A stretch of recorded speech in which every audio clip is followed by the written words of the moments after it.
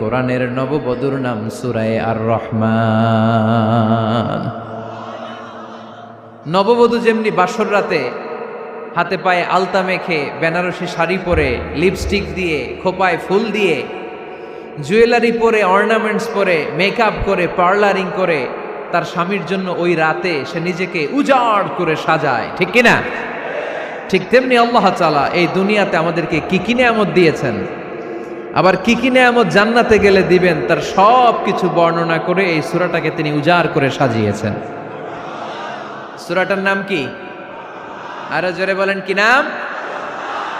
আর রহমান। একটা দুর্বল বর্ণনায় এসেছে, দুর্বল বর্ণনায়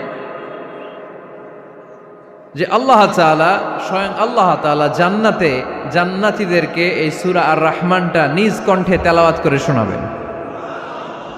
আমরা আল্লাহর কণ্ঠের তেলাওয়াত শুনতে চাই কি চাই না? আল্লাহর তেলাওয়াত কি আমাদের মতো তেলাওয়াত? আল্লাহ দেখতে কি আমাদের মতো?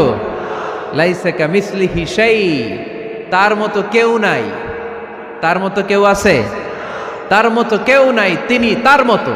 তিনি কার মতো? তিনি তার মতো। লাইসা কামিসলিহি শাই। জান্নাতীরা যখন জান্নাতে ঢুকবে, আল্লাহ তাআলা প্রশ্ন করবেন, ও জান্নাতীরা, এই কোরআনে যত নাজ নেয়ামতের বর্ণনা দিয়েছিলাম তার সবগুলো কি তোমরা পাই টু পাই বুঝে পেয়েছো? জান্নাতীরা বলবে পেয়েছি। হঠাৎ এক জান্নাতি হাত তুলে বলবে, আল্লাহ একটা জিনিস তো পাই নাই। সবাই বলে পাইছি, তুমি পাও নাই। কি পাও নাই? কয় আমনেরই তো পাই নাই। সুবহানাল্লাহ পড়বেন না? আপনাকেই তো পাই নাই। সব দেখলাম, সব খাইলাম, সব দেখলাম, কিন্তু আপনারে তো দেখলাম না।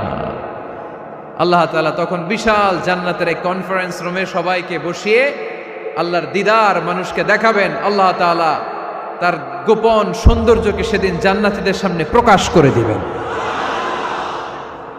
আল্লাহর হাবিব বসবেন ওই কনফারেন্স রুমে সবার সামনে। আল্লাহর হাবিবের পেছনে বসবে অন্যান্য নবীরা, তারপরে সোহাদা, সালেহীন, আউলিয়া সবাই বসবে। ওই জান্নাতের কনফারেন্স রুমে আমরাও যেন বসার জায়গায় পাই, আল্লাহ তুমি তৌফিক দিয়ে দিও।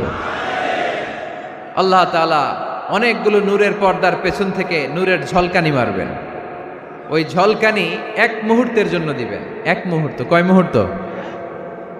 70,000 নূরের পর্দার কথা বলা হয়। এই বর্ণনাটাও দুর্বল। পর্দা আছে কিন্তু কয় হাজার জানে কে? আল্লাহ। ওই পর্দা সরিয়ে আল্লাহ তাআলা সৌন্দর্যের বা নূরের ঝলকানির এক আলোকচ্ছটা জান্নাতীদের সামনে তুলে ধরবেন এক মুহূর্তের জন্য। কয় মুহূর্ত?